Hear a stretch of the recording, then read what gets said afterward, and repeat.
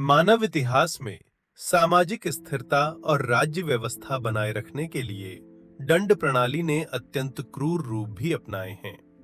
आंकड़ों के अनुसार हर साल दुनिया भर में 1 करोड़ से अधिक लोगों पर आपराधिक आरोप लगाए जाते हैं और मानव इतिहास में 300 से भी अधिक प्रकार की चरम दंड विधियां मौजूद रही हैं।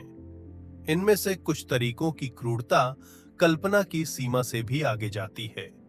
कभी सिर्फ पानी की एक बूंद, कभी एक चूहा, कभी एक हंसी, और दर्द मौत की सजा से भी 100 गुना ज्यादा भयावह लगने लगता है। आज मेरे साथ चलिए देखते हैं मानव इतिहास की 10 सबसे डरावनी सजाएं।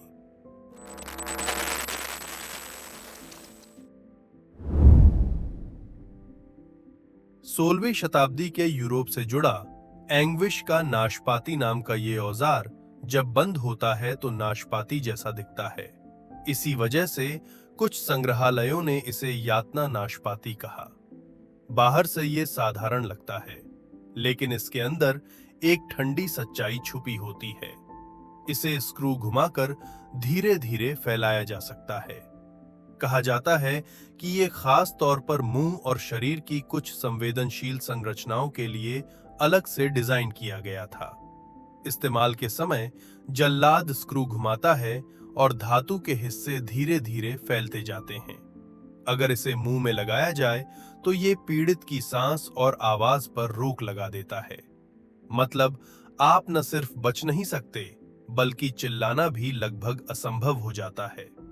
लेकिन जो बात इसे और डरावना बनाती है वो है इसे शरीर के निचले हिस्से पर लागू करना, क्योंकि वहां पीड़ित को सिर्फ तीखे दर्द ही नहीं बल्कि गहरी शर्मिंदगी भी झेलनी पड़ती है।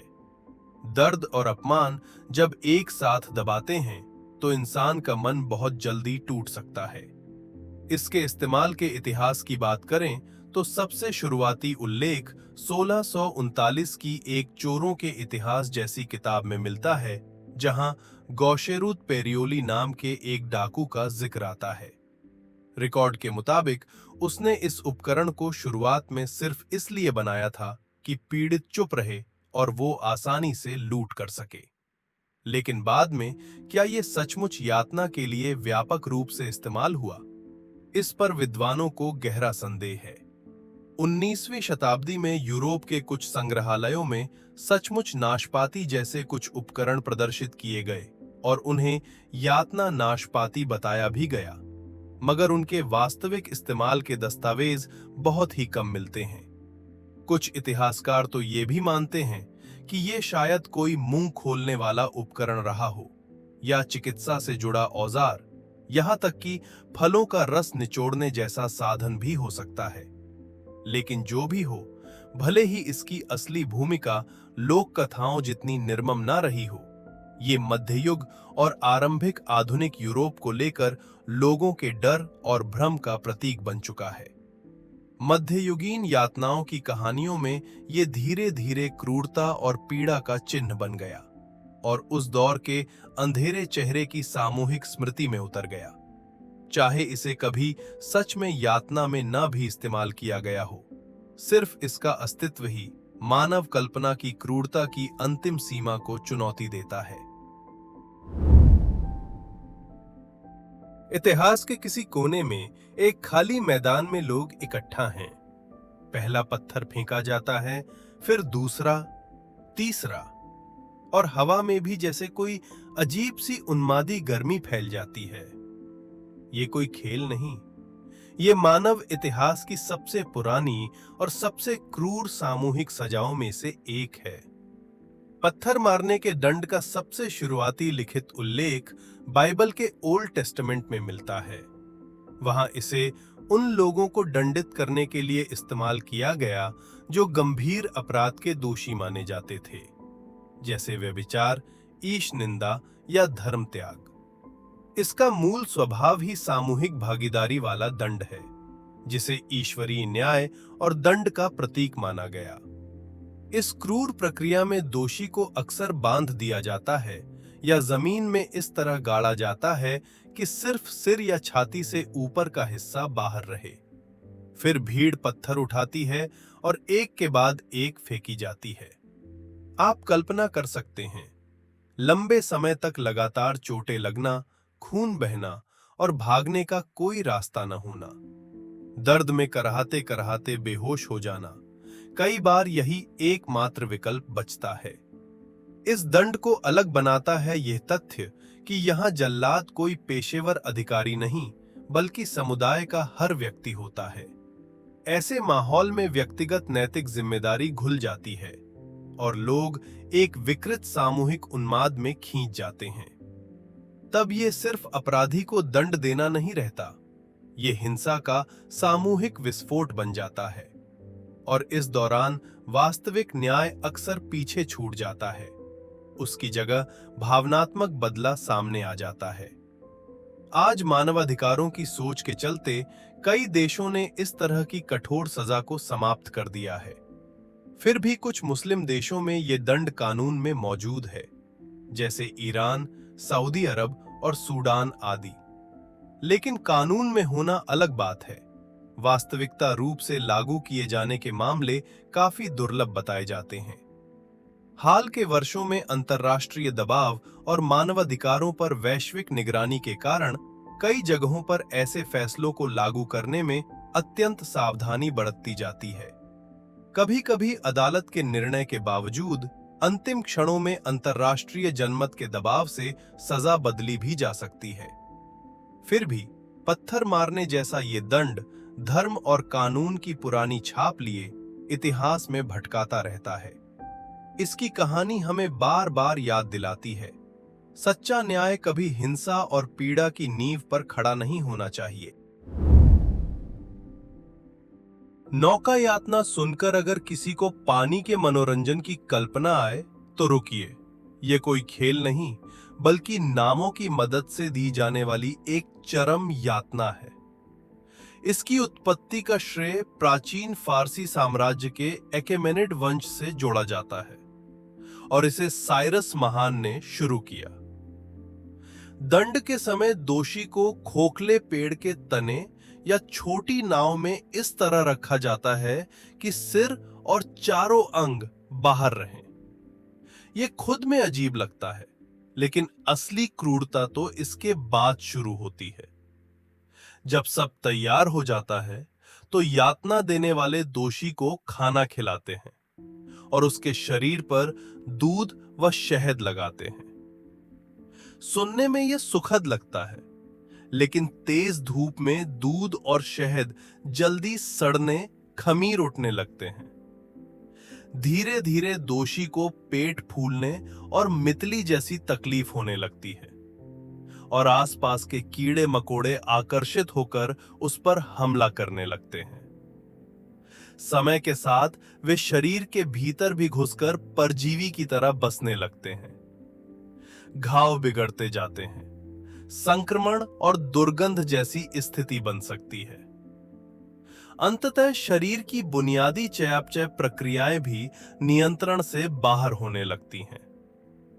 और ध्यान रहे, ये सब 1 से 2 दिन में नहीं, बल्कि कई दिनों तक, यहां तक कि 10 से अधिक दिन तक चल सकता है। कल्पना कीजिए, हर सेकंड सांस लेते हुए भी सैकड़ों काटने जैसी यातना, भाग ना पाने का डर और अंत तक एक लंबा खिंचता हुआ अंत, जब तक मृत्यु ही इस पीड़ा से छुटकारा ना दे। असल में नौका यातना सिर्फ किसी एक अपराधी की व्यक्तिगत सजा नहीं थी, यह सार्वजनिक भय पैदा करने का एक तरीका भी थी। जो लोग राजसत्ता को चुनौती देने की सोचते, उनके लिए केवल इसका दृश्य या इसकी खबर ही एक चेतावनी बन जाती कि विद्रोह से पहले 100 बार सोचना चाहिए। आज के समय में यह यातना शायद प्राचीन दस्तावेजों में दबी पड़ी हो, लेकिन इसकी छाया अब भी याद दिलाती है कि हिंसा के दुरुपयोग से सावधान रहना जरूरी है, क्योंकि कानून का अस्तित्व जीवन और गरिमा की रक्षा के लिए होना चाहिए। और शायद इसी वजह से ऐसे दर्दनाक इतिहास को याद रखना आज की स्वतंत्रता और मानवाधिकारों की कीमत समझने में मदद करता है। कहा जाता है कि शंगजोवन प्राचीन काल के क्रूर शासकों का पर्याय था। उसके शासन में कई भयानक दनों की बात मिलती है, जैसे पावलाव नामक यातना, जिसे भी अक्सर उसी से जोड़ा जाता है। और अब जो जलबूंद यातना हम बताने जा रहे हैं, उसे भी कई कथाओं में उसी की अवश्कार सूची में रखा जाता है।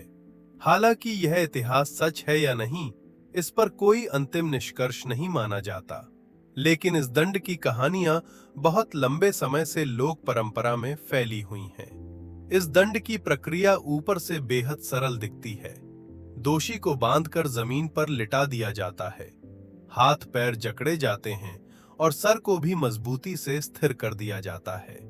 फिर यातना देने वाला उसके सर के ऊपर पानी का एक पत्ता रखता है, जिसके तले में छोटा सा छेद होता है। वहां से पानी की बूंदें धीरे धीरे टपकती हैं और अंततः ठीक उसी जगह माथे के बीच बीच बार बार गिरती रहती हैं। बहुत से लोग इसे सुनकर कंधे उचका सकते हैं। इतनी छोटी सी बूंद आखिर कर ही क्या लेगी? ना कोई धारदार हथियार, ना खून खराबा, जैसे कोई मामूली सी वाटर थेरेपी। लेकिन इस दंड का डर शरीर में नहीं, मन में उतरता है। हर कुछ सेकंड में वही बूंद उसी जगह गिरती है और समय के साथ पीड़ित तीव्र चिंता की अवस्था में फंसने लगता है, क्योंकि सिर स्थिर होने के कारण ना आप हाथ से रोक सकते हैं, ना ध्यान हटा सकते हैं। कानून में बस टप टप टप की वही दोहराती आवाज, और हर बूंद जैसे आपके तने हुए नासून पर एक और ईंट रख देती है। बूंद बूंद जोड़कर आखिरकार मन की दीवार ढहने लगती है। आखिर कहावत भी तो है, बूंद बूंद से पत्थर घिस जाता है। लोक कथाओं में यह भी कहा जाता है कि यह बूंदें आखिरकार खोपड़ी तक को भेद देती हैं या त्वचा को गंभीर रूप से खराब कर देती हैं। लेकिन आधुनिक वैज्ञानिक शोधों के अनुसार मानव त्वचा उतनी नाजुक नहीं जितनी कल्पना की जाती है। सिर्फ पानी की बूंदों से त्वचा या खोपड़ी को घातक शारीरिक नुकसान होना अपेक्षित नहीं माना जाता। और अगर कोई कहे कि यह बस कागजी तर्क है, तो एक उदाहरण भी दिया जाता है। 2005 में अमेरिका के एक लोकप्रिय विज्ञान कार्यक्रम मिथबस्टर्स ने इस जल बूंद यातना को दोहराकर देखने की कोशिश की। प्रयोग करने वाला व्यक्ति शुरुआत में काफी सहज था, यहां तक कि मजाक भी करता रहा। लेकिन सिर्फ 1 घंटे के भीतर वो धीरे धीरे डर और चिंता में जाने लगा। बूंदें लगातार उसके माथे पर पड़ती रहीं। कोई सीधा शारीरिक नुकसान नहीं दिखा, फिर भी 90 मिनट बाद उसकी मानसिक सीमा लगभग टूटने लगी और वह तीव्र बेचैनी व नियंत्रण खोने जैसे लक्षण दिखाने लगा। अगर आप इस मानसिक दबाव को और सीधे समझना चाहें, तो एक सरल सा प्रयोग सोचिए। कोई व्यक्ति लगातार अपनी उंगली आपकी भौहों के बीच लगभग 1 सेंटीमीटर की दूरी पर टिकाए रखे। कुछ देर बाद आपको एक तीखा दबाव महसूस होगा। तब समझ आएगा, यह दबाव उंगली की ताकत से नहीं, बल्कि अब कुछ होने वाला है वाली आशंका से पैदा हुई मस्तिष्क की चिंता से आता है। मानव वैज्ञानिकों का अनुमान है कि यह चिंता मस्तिष्क की तीसरी आंख कही जाने वाली पाइनियल ग्लैंड से भी जुड़ी हो सकती है। पाइनियल ग्लैंड नींद, भावनाओं जैसी महत्वपूर्ण जैविक क्रियाओं को नियंत्रित करने में भूमिका निभाती है। लगातार दोहराए जाते एक जैसे उत्तेजना के कारण मस्तिष्क उसे किसी खतरे के संकेत की तरह गलत समझ सकता है और पीड़ित के भीतर बिना कारण सा भय और दबाव बढ़ने लगता है। कुल मिलाकर जल बूंद यातना का विचार प्राचीन दंड व्यवस्थाओं में मनोवैज्ञानिक युद्ध जैसी सोच का भी प्रतीक है, क्योंकि कई बार तलवार से ज्यादा मन का टूटना रोकना कठिन होता है। कैथरीन का पहिया, जिसे मृत्यु चक्र भी कहा जाता है, मूल रूप से एक बड़ा लकड़ी का पहिया होता है। दंड के समय दोषी के हाथ पैर फैलाकर पहिए पर तिरछे स्लैश रेडियल तरीके से बांध दिए जाते हैं और फिर जल्लाद हथौड़े या लोहे की छड़ जैसे कुंद औजारों से वार करता है और लगभग हर वार हड्डियों पर सटीक पड़ता है। हर फ्रैक्चर के साथ असहनीय पीड़ा जुड़ी होती है। जब हाथ पैर की हड्डियां पूरी तरह चकनाचूर हो जाती हैं, तो व्यक्ति अक्सर दर्द से होश हवास खोने लगता है और इस प्रक्रिया को और लंबा और व्यवस्थित बनाने के लिए जल्लादों के पास अक्सर तय क्रम भी होता था। कहा जाता है कि वे जानबूझकर जानलेवा हिस्सों से बचते, पहले टांगे, फिर बाजू और आखिर में रीढ़ की ओर जाते और पीड़ित टूटे हुए अंगों के बीच कई बार होश में रहते हुए शरीर के हर हिस्से का दर्द महसूस करने को मजबूर होता। कहा जाता है कि 14वीं शताब्दी में एक दुर्भाग्यशाली अपराधी को कैथरीन के पहिए पर चढ़ाने के बाद वो पूरे 3 दिन तक किसी तरह सांस लेता रहा और अंत में संक्रमण तथा अत्यधिक रक्तस्राव के कारण उसकी मृत्यु हुई। हालांकि यह भी बताया जाता है कि कभी-कभी एक दया प्रहार जैसा विकल्प भी होता था, यानी जब हड्डियां लगभग पूरी तरह टूट चुकी हों तो निर्णायक स्थान पर एक वार करके पीड़ा को तुरंत समाप्त कर देना।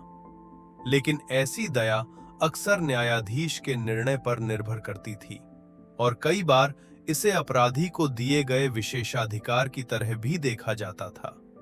और जो बात और भी चौंकाती है, मध्ययुगीन जर्मन क्षेत्रों में इस दंड का उपयोग कुछ जगहों पर कानून में स्पष्ट रूप से दर्ज था। उदाहरण के लिए साक्सेनशपिगल जैसे कानूनी संकलनों में आगजनी जैसी अपराध श्रेणियों पर इस प्रकार के दंड का उल्लेख बताया जाता है। ऐसे दंड अक्सर सार्वजनिक रूप से दिए जाते थे। ये समाज के सामने व्यवस्था की घोषणा होती थी कि कानून तोड़ने वाला भी यही अंजाम झेलेगा। और भी ज्यादा भयावह यह था कि कुछ जगहों पर कैथरीन व्हील पर बंधे शव को तुरंत हटाया नहीं जाता था, बल्कि वहीं छोड़ दिया जाता था ताकि कौवे और अन्य मृतभक्षी जानवर उसे नोचते रहें। ये दृश्य इतना भयावह होता था कि जिसने भी इसे अपनी आंखों से देखा, उसके मन में गहरी दहशत बैठ जाती थी। आखिर में एक बात और जोड़ना जरूरी है। आप शायद यह जानना चाहें कि इस क्रूर दंड का नाम कैथरीन से क्यों जुड़ा।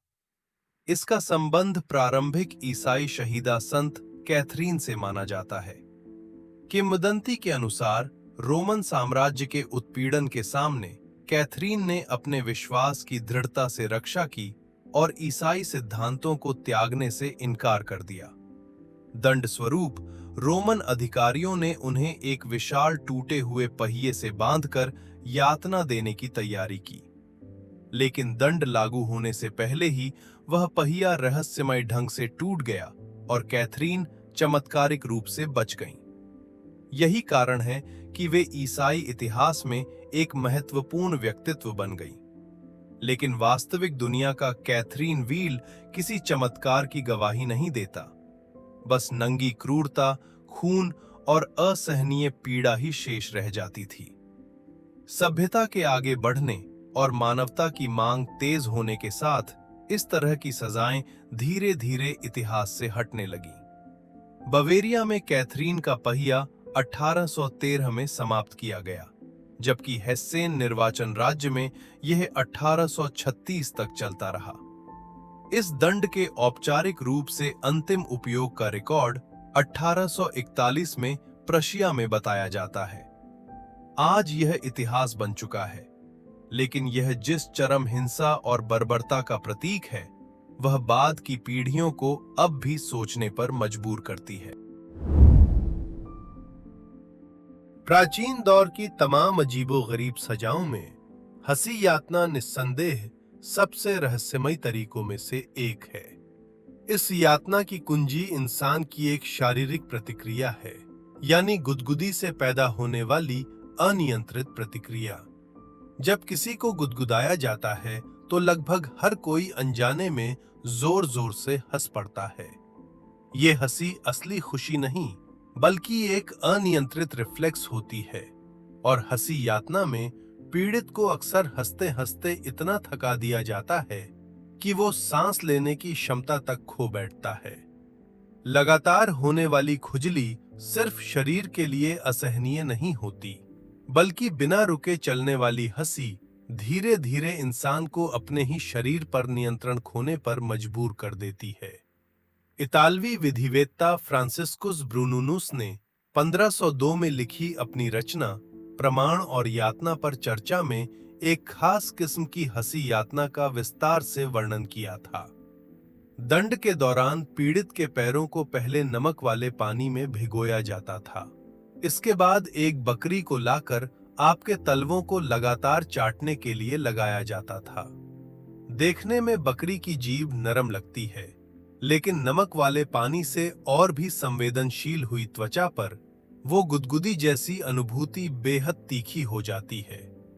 शुरुआत में यह खुजली शायद सहन हो जाए, लेकिन समय के साथ यह लगातार जमा होती जाती है और आखिरकार एक ऐसी यातना में बदल जाती है जो इंसान को पागल कर दे।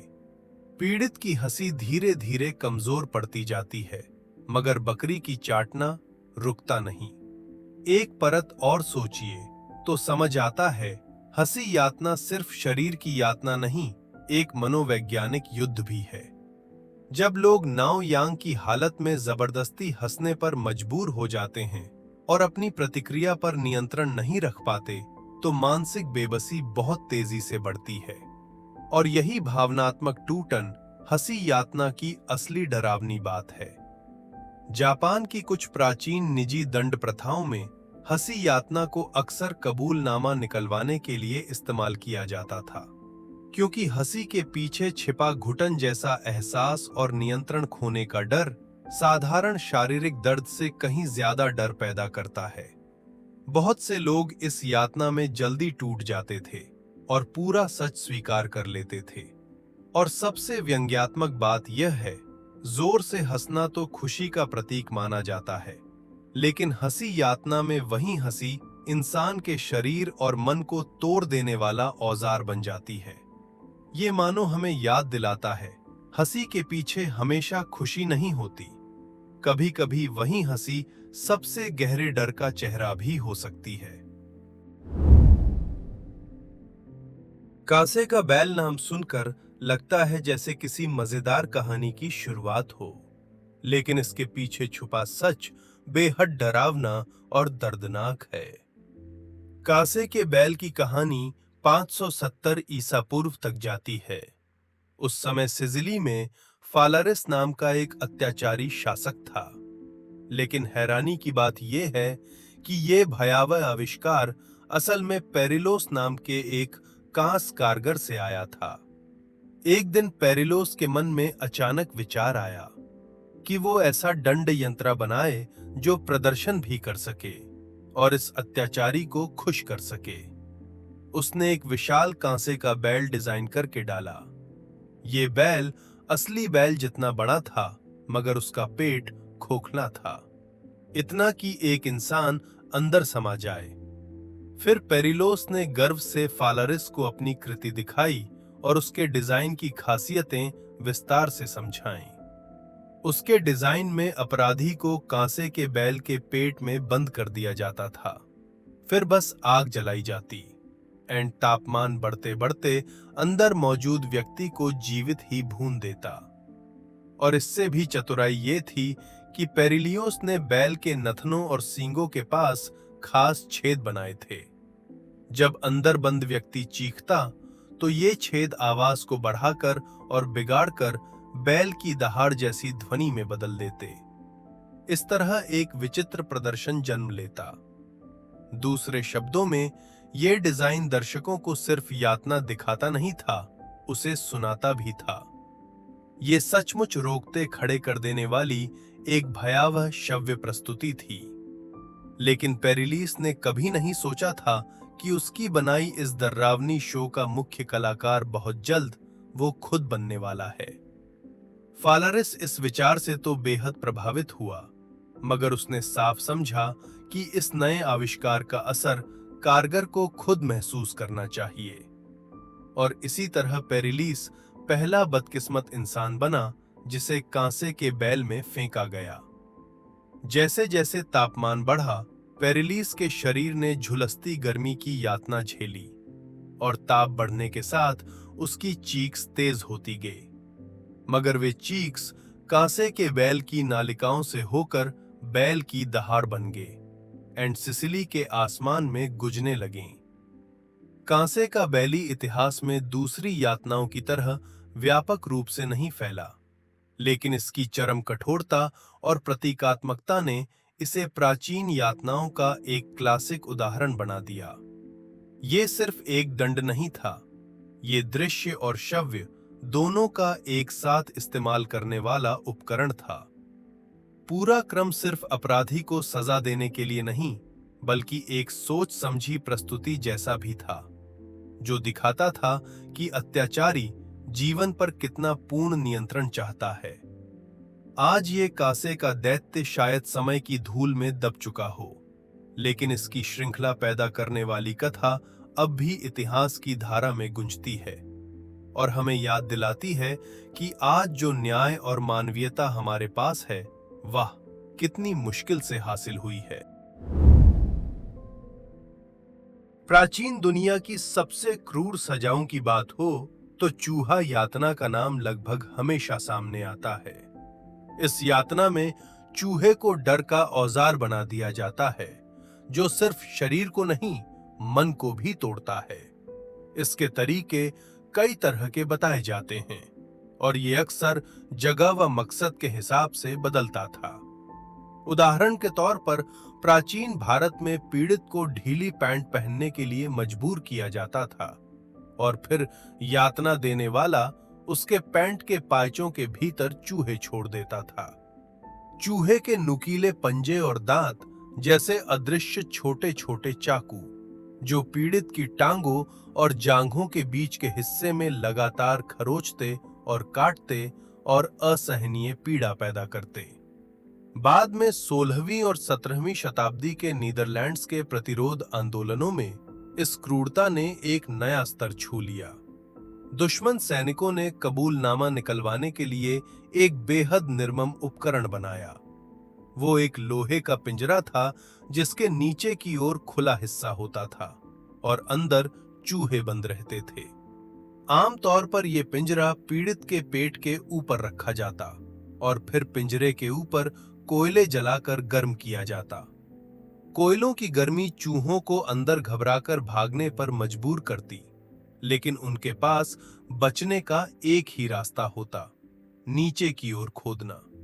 यानी पीड़ित का पेट उनका एकमात्र रास्ता बन जाता।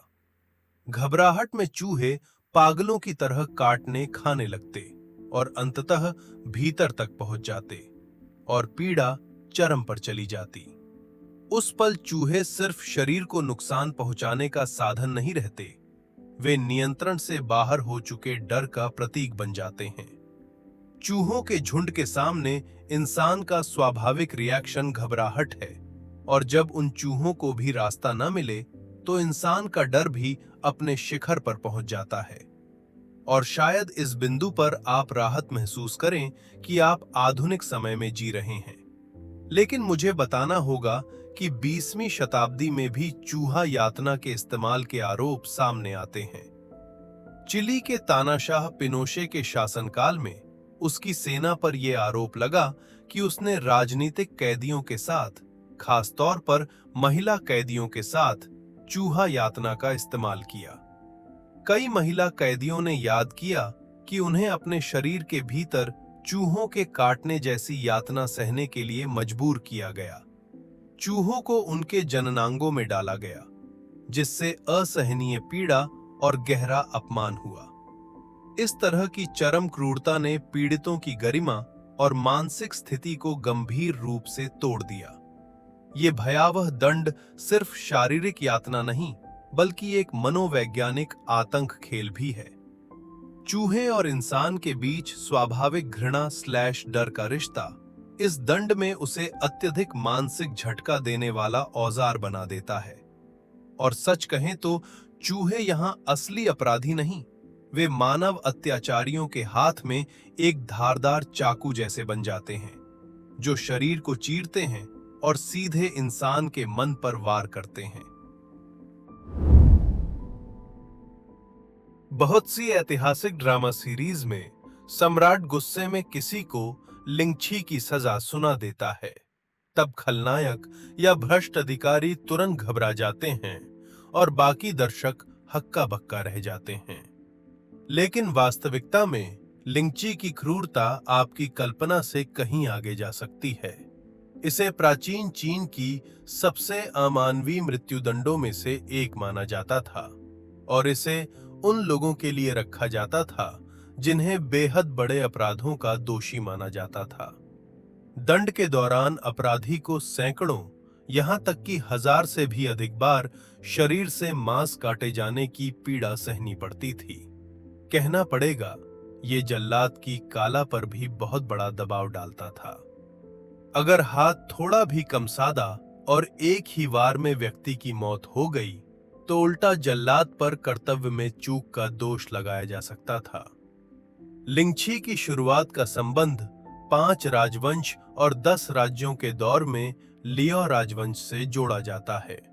इसके बाद युआन, मिंग और चिंग, इन 3 राजवंशों में ये धीरे धीरे अपने चरम तक पहुंचा। लिंची में कातों की संख्या शुरुआत में लगभग 120 तय की गई थी, लेकिन मिंग किंग के समय तक इस संख्या की कोई ऊपरी सीमा नहीं रह गई। इतिहास में सबसे चरम दर्जे उदाहरणों में 3000 कातों तक की भयानक स्थिति का भी उल्लेख मिलता है। और सिर्फ वारों की संख्या ही नहीं, लिंची में क्रम और बारीकियों के लिए भी सख्त नियम बताए जाते हैं। ऐतिहासिक सामग्री के मुताबिक जल्लाद अक्सर छाती से शुरुआत करता था और इस दौरान पीड़ित को उन गैर जानलेवा कतरों को एक के बाद एक अपनी आंखों के सामने पड़ते देखना पड़ता। एक झटके का तीखा दर्द और उसके बाद एक अनंतहीन यातना। कुछ राजवासों में लिंची सिर्फ व्यक्ति की पीड़ा तक सीमित नहीं था, क्योंकि ये दृश्य अक्सर बड़ी भीड़ खींच लाता था। यहां तक कि इसे लोगों के लिए चाय के बाद का एक तरह का तमाशा भी कहा जा सकता था। और इससे भी ज्यादा निर्ममता ये कि कुछ लोग कटे हुए मांस के टुकड़ों को पैसे देकर खरीद लेते थे और उन्हें यादगार की तरह घर ले जाते थे। उस समय की मानसिकता कितनी विकृत रही होगी, ये सोचकर ही हैरान होती है। बाद में चिंग राजवंश के अंतिम दौर में आधुनिकता की प्रक्रिया के साथ लिंची पर सवाल और आलोचना बढ़ती गई। खास तौर पर अंतर्राष्ट्रीय दबाव के बीच चीन सरकार ने अंततः 1905 में लिंची को आधिकारिक रूप से समाप्त कर दिया। ये फैसला सिर्फ चीन के दंड कानून इतिहास में एक बड़ा मोड़ नहीं था, बल्कि आधुनिक सभ्यता के एक प्रतीक की तरह भी देखा गया, जो दिखाता है कि समाज धीरे धीरे मानवाधिकार और जीवन की गरिमा को महत्व देने लगा। फिर भी चाहे लिंची आज इतिहास बन चुका हो, लेकिन ये जिस तरह हिंसा और सत्ता के रिश्ते को दिखाता है, उस पर हमें आज भी गंभीरता से सोचना चाहिए। स्पैनिश डंकी को लकड़ी का घोड़ा भी कहा जाता है। शायद ये नाम आपको बचपन की उन यादों की तरफ ले जाए जब हम लकड़ी के घोड़े पर खेलते थे। लेकिन अफसोस, इस गधे की पीठ पर कोई नर्म काठी नहीं थी, बल्कि एक तेज नुकीली लकड़ी की धार थी। इसका डिजाइन देखने में सरल लगता है, मगर असल में यह बेहद क्रूर था। इस यंत्र का मुख्य हिस्सा ऊंचाई पर रखा गया एक लकड़ी का वेज होता था, आकार उल्टे त्रिकोण जैसा, और उसका ऊपरी हिस्सा असामान्य रूप से नुकीला। दंड के समय पीड़ित को पैरों को अलग करके उसी नुकीले वेज पर बैठने के लिए मजबूर किया जाता था। शरीर का वजन जैसे जैसे उसी बिंदु पर केंद्रित होता, वैसे वैसे शरीर के निचले हिस्से और नितंबों के कोमल ऊतकों पर दबाव बढ़ता जाता। और भी डरावनी बात यह है कि पीड़ा बढ़ाने के लिए जल्लाद अक्सर पीड़ित की टखनों पर वजन बांध देता था। ताकि नीचे की ओर खिंचाव बढ़े और लकड़ी की धार का दबाव और तीखा हो जाए। और ये कुछ मिनटों की बात नहीं थी। इस दंड की क्रूरता इसी लंबे समय तक चलने वाली यातना में थी। पीड़ित को सिर्फ शरीर का असहनीय दर्द नहीं झेलना पड़ता था, बल्कि मानसिक टूटन भी, हर पल ये सोचते हुए कि शायद यही आखिरी सेकंड होगा। लेकिन असलियत में पीड़ा अभी खत्म नहीं होती थी। अमेरिकी गृहयुद्ध के दौरान ये यंत्र युद्ध बंदियों के साथ व्यवहार में व्यापक रूप से इस्तेमाल होने की बात कही जाती है, खास तौर पर कॉन्फेडरेट सैनिकों के साथ। यूनियन सेना इस यातना का इस्तेमाल करके कई कैदियों को कुछ ही घंटों में तोड़ देती थी।